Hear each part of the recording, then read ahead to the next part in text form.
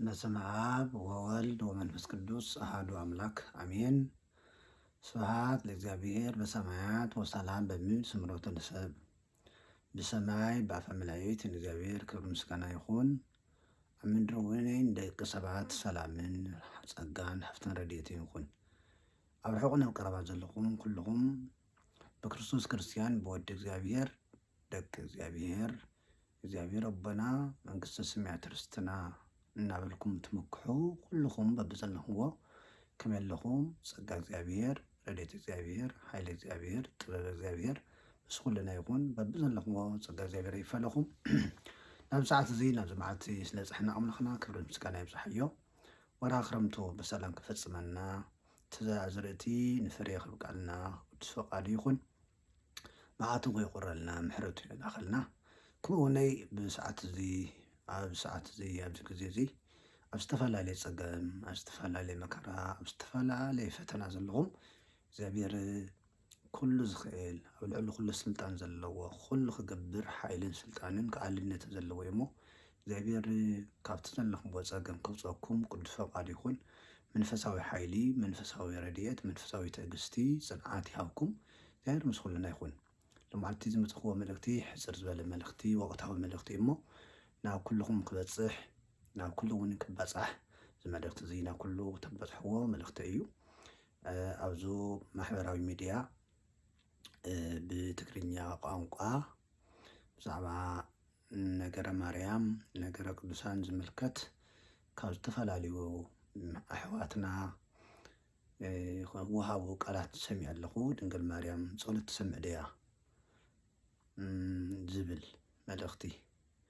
ናብ ድንግል ማርያም ይጽለድ እዩ። ናይ ቅዱሳን መላእክት ናብ ቅዱሳን መላእክት ይጽለድ እዩ።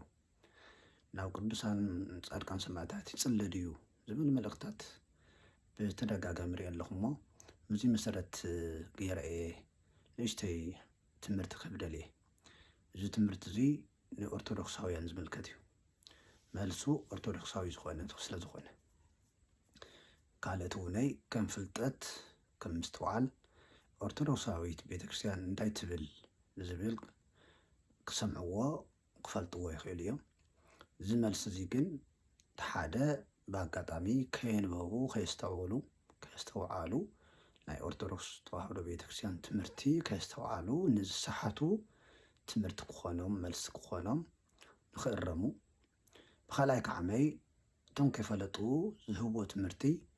ዘይፈልጡ ምእመናን ሓቂ መሲልዎም ከይሰሓቱ እቱ ኣብ ቤተክርስቲያን ዝፍፀም ስርዓት ኣምልኮ ትክክለኛ ኦርቶዶክሳዊ ትምህርቲ ከም ዝኾነ ንኸረጋግፅ እዩ። ክልተ ዓይነት እዩ ትምህርቲ። እቶም ብዘይምፍላጥ ብድፍረት ድዩ ብስሕተት ናይ ስሕተት ትምህርቲ ዝህቡ ዘለው ክእረሙ፣ ከምኡ ከዓመይ ሰሚዖም ከይሰሓቱ ሰባት ከዓመይ ምእንታን ክከላኸሉ ዝምልከት እዩ።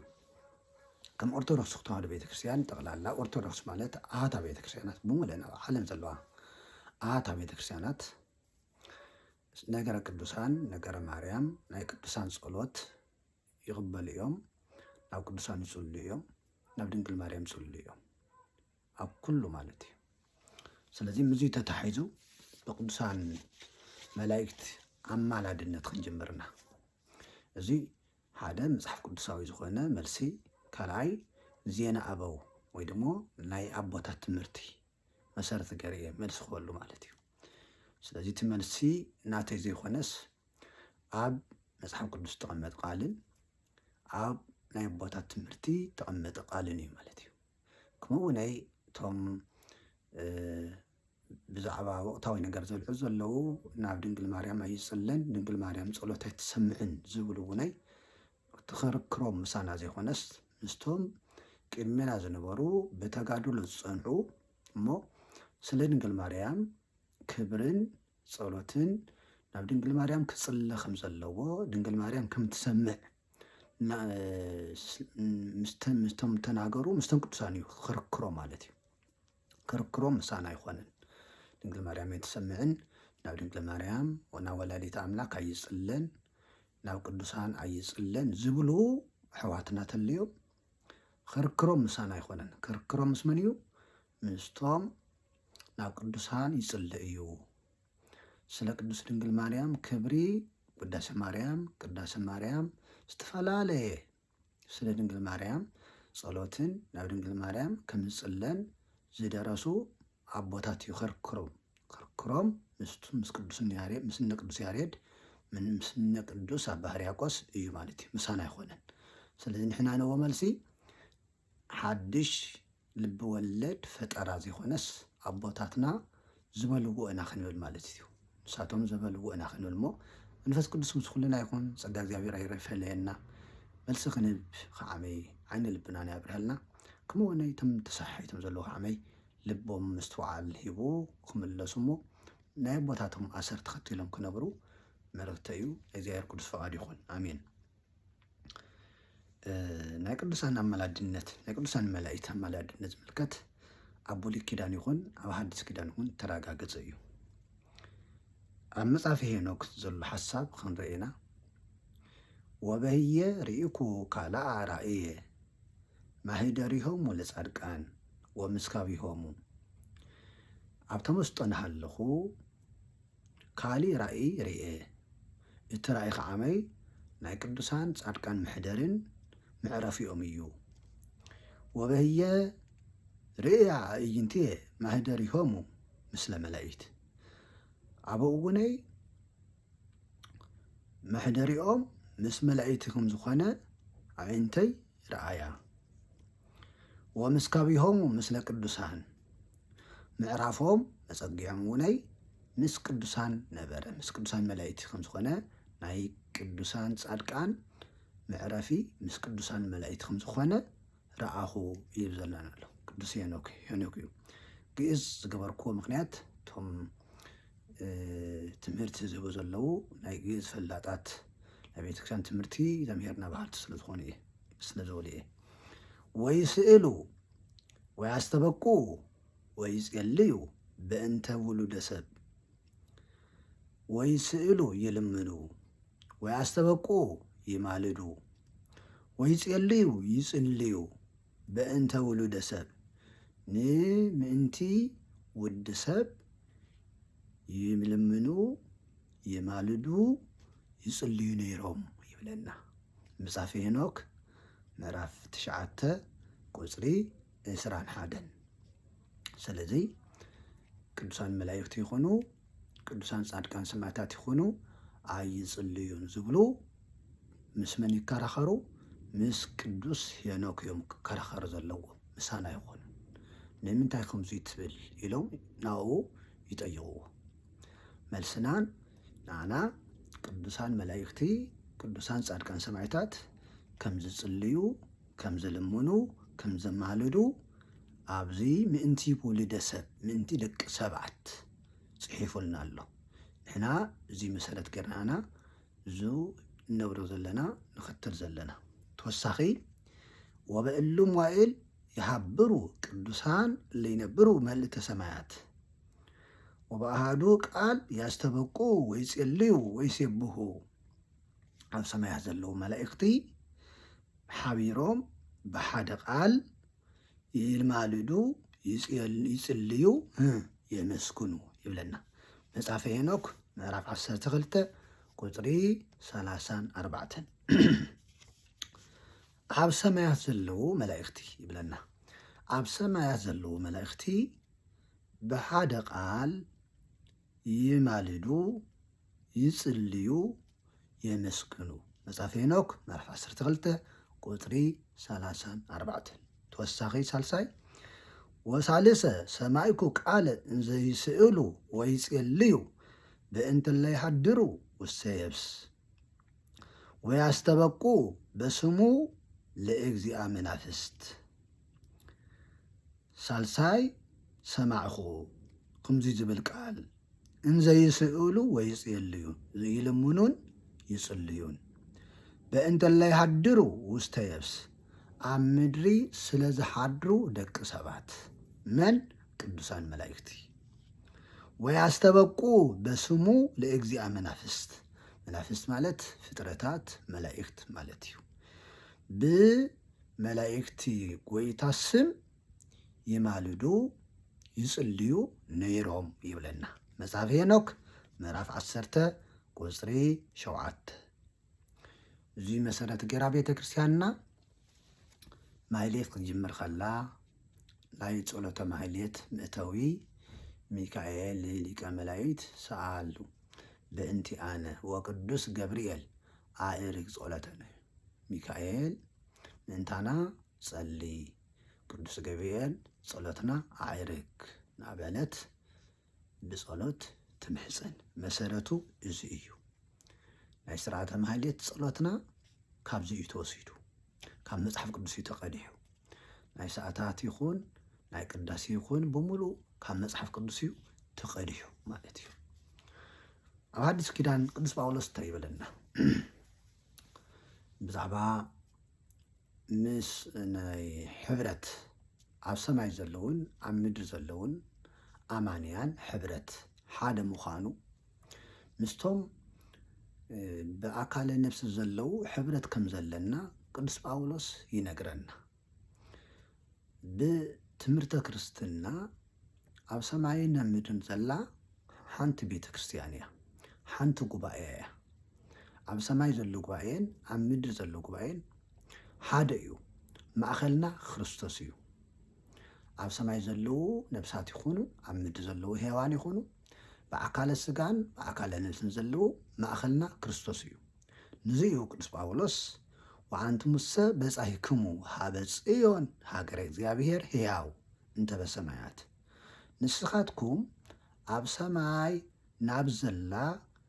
ናይ ሕያው እግዚአብሔር ከተማ ናብ ጽዮን በጺሕኩም ኢኹም ይብለና በጺሕኩም ኣብ ኣምን ኣለው ኣእላፍ መላእክት ሕጉሳን መላእክት ናብ ዘለውዎ ናይ ቅዱሳን ጻድቃን ነፍሳት ናብ ዘለውዎ ኢየሱስ ክርስቶስ ናብ ዘለዎ በጺሕኩም ኢኹም ይብለና ዕብራውያን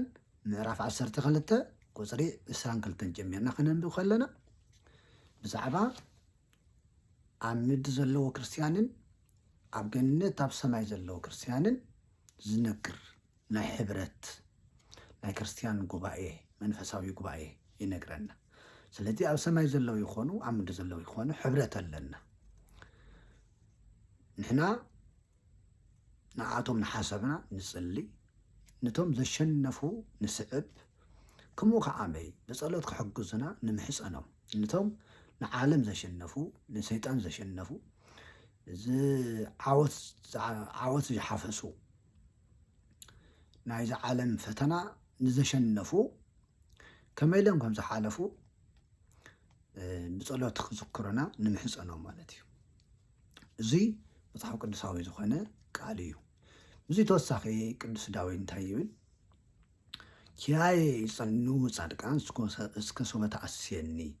ኣብ መዝሙረ ዳዊት መዝሙር 141 ቁፅሪ 7 ዘሎ ጻድቃን ዋጋይ እስካብ ትህበኒ ይጽምዓይ ይጽበዩን ኣለዉ ይብል ብቅድመና ዘለው ካብ ነቢያት ጀሚሮም ዝሓለፎሲ ንኣና ይጽበዩና እዮም ዘለው ቅዱስ ጳውሎስ ኣብ ዕብራውያን መልእክቱ ምዕራፍ 11 ከም ዝነገረና ዝኩሎም ብእምነት ተመስከረሎም ናይ ድኻሞም ዋጋ ኣይተቐበሉን ንምንታይ ንኣና ብዘይበኣና ክህቦም ኣይደለየን ዋጋኦም ዝቕበሉ ምሳና እዮም ስለዚ ሻየ ጽኑዕ ጻድቃን ንኣና ይጽበዩና ኣለዉ ማለት እዩ ንኣና ይጽበዩና ኣለና ስጋብ ንጥንክር ስጋብ ንስዕቦም ስጋብ ንመስሎም ጻድቃን ኣብ ዘለዎም ኮይኖም ይጸንሑና ይጽበዩና ብምንታይ ብጸሎት ይጽበዩና ክንበርትዕ ይጽበዩና ብክርስትና ክንበርትዕ ብሃይማኖት ክንበርትዕ ብሓቂ ክንበርትዕ ይጽበዩና ኣለዉ ማለት እዩ እሞ ከምዚ ምስ በልና ካልኣይ ቅዱሳን ከመይ ኢሎም ጸሎት ክሰምዑ ይኽእሉ ኣብ ሓደ ቦታ እንድዮም ፍጡራን እንድዮም ውሱናን እንድዮም ትክክል እዩ ከም እግዚአብሔር ጻድቃን ዓለም ዝመልኡ ይኾኑን ኣኮ ዘይፈልስ መካን ውስተ መካን ከመ መላእክት ሓደ መልአኽ ካብ ሰማይ ናብ ምድሪ ክመጽእ ከሎ ኣብ ሰማይ የለን ሓደ ቅዱስ ካብዚ ናብ ሰማይ ክኸድ ከሎ ኣብዚ ምድሪ የለን ቅዱሳን ብቦታ ዝተወሰኑ እዮም ብጸጋ ግን ዝተወሰነ ይኾን ኣፈላላይ ኣብዚ እዩ ኣፈላላዩ ሓደ መልኣኽ ኣብ ዓለም ዘሎ ናይ ሰብ ኩሉ ኣማኒ ጸሎት ከመይ ገይሩ ሰምዕ ይኽእል ሓደ ጻድቕ ሓደ ሰማይት ወይ ወላዲተ ኣምላክ ቅድስት ድንግል ማርያም ናብኣ ዝቐረብ ጸሎት ኣብ ዓለም ብምሉእ ዝቐረብ ጸሎት ከመይ ጌራ ክትሰምዕ ትኽእል ዝብል ሓሳብ ክንርድኦ ይግበአና ሓደ ኣምላካዊ ጥበብ እዩ እዙይ ኣምላካዊ ጥበብ እዩ ኣምላካዊ ምስጢር እዩ ንኩሉ ዝተገለጸ ይኮነን ንኩሉ ግዜ ዝተገለጸ ይኮነን ኩሉ እውን ዝርድኦ ይኮነን እዙይ ኣምላካዊ ጥበብ ስለ ዝኾነ ግን መጽሓፍ ቅዱሳዊ መሰረት ክንብስቲ ንምሳሌ አሚሃ ይበርሁ ጻድቃን ምስቢኢተ እደ ብርሃነ ፀሐይ በመንግስተ አቡሆሙ ዘበሰማያት አማተት ወንጌል ምዕራፍ 13 ቁጽሪ 43 እንታይ ይብል ጻድቃን ኣብቲ ናይ ኣቦኦም መንግስቲ ካብ ፀሓይ 7 ኢድ ይበርሁ ይብለን 7 ኢድ ካብ ፀሓይ 7 ኢድ ይበርሁ መን ጻድቃን من ملائكت من ولاديت أملاك مسعدكان نسايا هي ملائكت نسايا حانت صدقنا كاب كلهم زبلص كبر سلازلوا ما تتفطاري ملئل تفطران سلازخونت نغزل مو ፀሓይ ናይ ፀሓይ አገልግሎት ስንከተል እስቲ ናይ ፀሓይ አገልግሎት ዝተመልከቱ ፀሓይ ንፍጥረታት ከመይ ገይሩ እዩ ብርሃኑ ዝምግብ ፀሓይን ብርሃኑ ናብ ዓለም ከመይ ገይሩ እዩ ዘባፅሖ ሓደ ፍጡር ዘይኮነን እዩ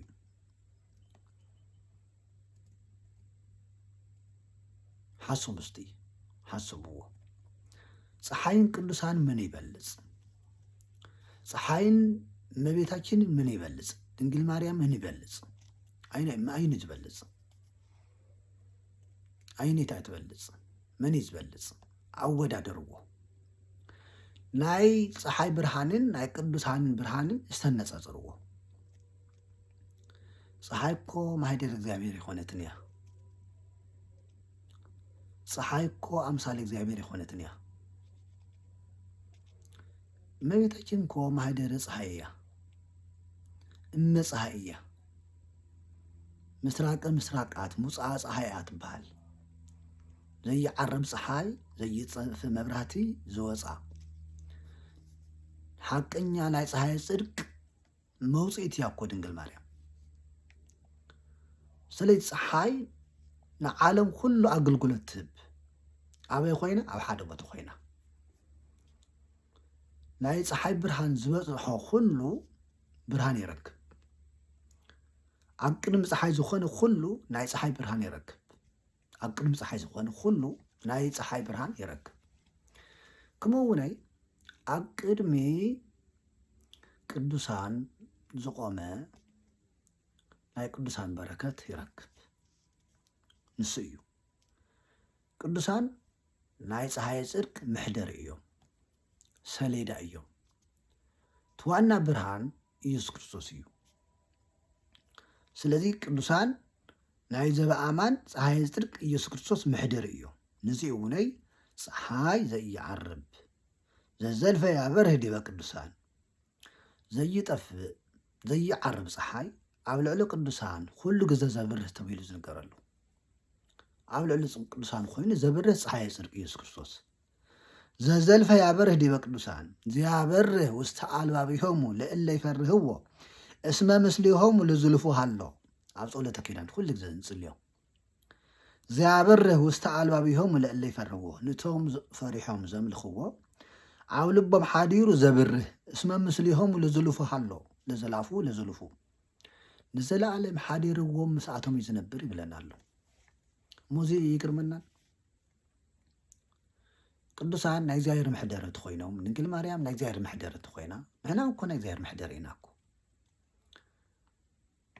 እሞ ናይ ዓለም ፍጥረት ናይ ዓለም ሰብ ድምፂ ንኸይንሰምዕ እንታይ ይኽልክለና ናይ እግዚአብሔር ምሕደር ምዃኑ እኮ ተዛዓበየ እኮ ዝኸብድ እኮ ተዝኸበደ ጥበብ ተዝኸበደ ምስጢር እኮ ማሕደር እግዚአብሔር ምዃኑ እዩ ናይ ስላሴ ማሕደር ምዃኑ እኮ ዝኸብድ ናይ ሰብ ጸሎት ምስማዕ ኣይኮነን ዝኸብድ ትኸብድ ማህደር እግዚአብሔር ምዃን ናይቱ መለኮታዊ ፀሓይ ምሕደር ምዃን እዩ ትዝኸብድ ስለዚ ፀሓይ ናብ ኩሉ ብርሃና ከም ትህብ ቅዱሳን እውነይ ኣገልግሎቶም ንኩሉ ሂቡ ኣብ ሓደ ቦታ ኮይኖም ናይ ኩሉ ጸሎት ይሰምዑ ነዚ መረጋገፂ እንታይ እዩ መጽሓፍ ቅዱሳዊ ጥቕሲ በቤተ ክርስቲያንና ማዕረገ ቅዱሳን ዝበሃል ኣሎ ማዕረገ ቅዱሳን 10 ማዕረጋት ዝበሃሉ ኣለዉ ዓሰርቱ ማዕረጋት ቅዱሳን ዝበጽሕዎም ምሳሌ ሓደ ፍጹም ዝበሃል ንጽሮተ ስሉስ ቅዱስ እዩ ሰብ እግዚአብሔር ንምርኣይ ይበቅዕ ጎይታና ኢየሱስ ክርስቶስ ማቴዎስ ወንጌል ምዕራፍ 5:8 ከም ዝነገረና ብፁዓን ንጹሃነ ልብ እስመ እምንቱ ይርእይዎ እግዚአብሔር ልቦም ንጹህ ዝኾነ ንእግዚአብሔር ይርእይዎ ይበለና እሞ ናይ ዓለም ድምፂ ናይ ሰብ ጸሎት ምስማዕ ድዩ ዝኸብስ ንእግዚአብሔር ምርኣይ ትኸበደ እኮ ንእግዚአብሔር ምርኣይ እዩ እኮ ቅዱሳን ንእግዚአብሔር ተርእይዎ ትኽረአ ዘይከኣል ትዘይምርመር መላእክት እኳ ምሉእ ንምሉእ ክርእይዎ ዘይኽእሉ ምርኣይ ናይ እግዚአብሔር ምሕደር ምዃን እዩ ትዝኸበደ ጸሎት ምስማዕ ኣይኮነን ስለዚ ኣብ መጽሓፍ ቅዱስ ከም ተጻሓፈ ኣብቲ ማዕረገ ቅዱሳን እንታይ ዝበሃል ኣሎ ሆሰት ዝበሃል ኣሎ ሆሰት ዝበሃል ማዕረግ ኣሎ ኣብቲ ሆሰት ዝበጽሑ ቅዱሳን ኣብ ዓለም ዝግበር ኩሉ ይርእዩን ይሰምዑን መስማዕ ጥራይ ዝኾነስ ሰብ ዝሓሰቦ እውን ይፈልጡ እዚ እንታይ እዩ ጸጋ እግዚአብሔር እዩ እዚ ንመረጋገፂ መጽሓፍ ቅዱሳዊ ሓሳብ ኣሎ ኣብ ካልኣይ ነገሥት ምዕራፍ 6 ቁጥሪ 8 ቁጥሪ 31 ዘሎ ኤልሳዕ ኣብ ሰማርያ ኮይኑ ኣብ ሶርያ ቤተ መንግስት ዝምከረ ነበረ ተመኺሩ ቤተ መንግስት ተመኸረ ይሰምዑን ይርእን ነይሩ ኣብ ሓደ ቦታ ኮይኑ ማለት እዩ ስለዚ ቅዱሳን ናብ ዝሓሰብዎ ቦታ ናይ ምብጻሕ ኣብቲ ዝሓሰብዎ ቦታ ዘሎ ነገር ናይ ምፍላጥ ጸጋ ይወሃቦም እዩ እንታይ ማለት እዩ ሰብ ይሓስብ እዩ ሰብ ሓሲቡ ግን ኩሉ ዝሓሰቡ ግን ይፈልጡ ማለት ይኾነን ሰብ ዝሓሰቦስ ኩሉ ይፈልጥን ቅዱሳን ዝሓሰብዎ ኩሉ ይፈልጥዎ ኣብ ዝሓሰብዎ ቦታ ናብቲ ዝሓሰብዎ ቦታ ይበጽሑ ይርእይዎ ኣብ ሓደ ቦታ ኮይኖም ይርእይዎ ኤልሳዕ ንግያዝ እንታይ ኢልዎ ግያዝ ናቱ ደቀ መዝሙር እዩ ግያዝ ኤልሳዕ ኣብ ዘይብሉ ቦታ ነይሩ ሓጢአት ይሰርሕ ነይሩ ኣበይ ነርካ ክብሎ ከሎ የትማይ ነበርኩ ንበለ እንታይ ከም ትገብር ነበርካ ይርእየካ ነይረ ኢልዎ እዚ ንምርግጋጽ መጽሓፍ ቅዱሳዊ ዝኾነ ካልኣይ ነገሥት ምዕራፍ 6 ኣነዎ መጽሓፍ ቅዱሳዊ እዚ ናይ ኤልሳዕ ታሪክ ናይ ቅዱሳን ኩሎም ታሪክ እዩ ሓደ ቅዱስ ኣብ ሓደ ቦታ ኮይኑ ኣብ ዓለም ዝግበር ኩሉ ናይ ምስማዕ ናይ ምርኣይ ናይ ምፍላጥ ጸጋ ኣለዎ ከም እግረ ፀሓይ ይብሉ ወለድና ፀሓይ ኣብ ሓደ ቦታ ኮይና ኣብ ኩሉ ዓለም ብርሃና ከም ናይ ፀሓይ እግር ብርሃን ኣብ ኩሉ ከም ዝበጽሕ ቅዱሳን እውን ኣብ ሓደ ቦታ ኮይኖም ኣብ ዓለም ዝግበር ብምሉኡ ንኽፈልጡ ጸጋ ተውሂቦም እዩ ወለኩም ዝተህወ ኣእምሮ ምስጢራ ለመንግስቲ ሰማያት ንኣኻትኩም ናይ መንግስቲ ሰማያት ምስጢር ክትፈልጡ ተፈቒዱልኩም እዩ ዝብል ኣብ ማቴዎስ ወንጌል ምዕራፍ 13 ኣብ ዓለም ዝግበር ዘይኮነስ ናይ ሰማይ ምስጢር እኳ ንኽፈልጡ ተገሊጹሎም እዩ ስለዚ ሓደ ቅዱስ ኣብ ዓለም ኮይኖም ስሙ ንጽውዑ ጸሎቶም ንኽሰምዖም ዝኾነ ይኽልክሎን እዩ ጸጋ እግዚአብሔር እስካብ ዝሓደሩ ማሕደር እግዚአብሔር እስካብ ዝኾነ ድረስ ናይ ፀሓይ ጽድቅ ናይ ኢየሱስ ክርስቶስ ማሕደሪ ናይቲ ሰማይን ምድርን ዘይውስንዎ ናይ ኢየሱስ ክርስቶስ ማሕደሪ እስካብ ዝኾነ ድረስ ብስሙ ዝቐርብ ጸሎት ኣብ ሓደ ቦታ ኮይኑ ንኽሰምዕ ዝኽልክሎ ነገር የለን ምንም ዝጋርዶ የብልን ምንም ዝጋርዶ የለን እዚ ተወሳኺ ዜና ኣበው ክንርኢና ዜና ኣበው ዜና አበው እንታይ ይብል ብዛዕባ እዚ? ዜና አበው እንታይ ይብል ብዛዕባ ሓደ ጻድቕ ኣብ ሓደ ቦታ ኮይኑ እንታይ ከም ዝርኢ ኣበይ ከም ዝበጽሕ ናይ አበው ዜና አበው ማለት ሃይማኖት አበው ኣሎ፣ መጽሓፈ መነኮሳት ኣሎ። ብፍላይ መጽሓፈ መነኮሳት ዝበሃል ማይረሳቅ፣ ፊልክስዩስ፣ አረጋዊ መንፈሳዊ ዝበሃሉ እዚኣቶም ሰለስተ ናይ ቅዱሳን ህይወት ዳሰሳ